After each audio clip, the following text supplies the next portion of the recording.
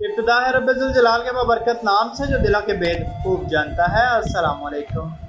استاد کیوں مارتا ہے؟ میرے ٹیچر نے ایک دن بہت مارا۔ میں نے دل میں انہیں جتنی گالیاں دے سکتا تھا دی۔ ارادہ کیا جب بھی ذرا بڑا ہوا تو انہیں قتل کر دوں گا، لیکن وہ مجھے سکھا گئے۔ ایک دن ملے، سائیکل پر تھے، کافی بزرگ ہو چکے تھے، ان کے پاؤں شوگر کی وجہ سے سوجے رہتے، کبھی کبھی بنا جوتوں کے سائیکل چلاتے۔ مجھے دیکھتے ہی بولے، بابو بیٹا۔ میں گاڑی سے بھاگ کر اترا، بڑے خوش ہوئے۔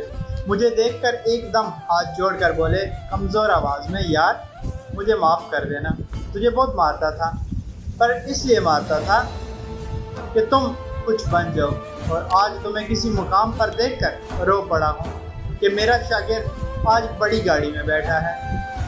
بیٹا تم میری خوشی کا اندازہ نہیں کر سکتے، اور رو پڑے۔ میرے سینے پر گونسا لگا، تڑپ کر انہیں سینے سے لگا لیا۔ سارا روڈ یہ منظر دیکھ رہا تھا۔ پھر ان کے پاؤں چومے۔ ہم دونوں استاد شاگرد گلے لگ کر روتے رہے۔ عجب سی مہک تھی ان کے سینے میں۔ مجھے ان کی چھاتی میں سکون محسوس ہو رہا تھا، ابدی سکون۔ جس راہ چلتے بندے کو پتہ چلا وہ بھی رو پڑا۔ بات یہ ہے کہ آپ اچھے نمبرز نہ بھی لائیں، اچھے گریڈز نہ بھی لیں، صرف اپنے ٹیچر کا ادب کریں تو اجر ٹیچر نہیں اللہ دیتا ہے۔ مجھے یہ ملاقات کبھی نہیں بھول سکتی۔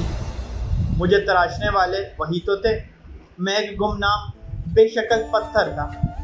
اس لیے جتنا ہو سکے صرف استاد کے احترام کو ترجیح دیں، اور یہی فقط کامیابی کی سیڑھی ہے۔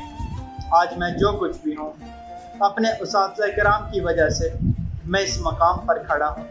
اللہ تعالیٰ میرے تمام اساتذہ کرام کو اچھی صحت کے ساتھ ساتھ لمبی زندگی اور خوشحالی والی زندگی عطا فرمائے۔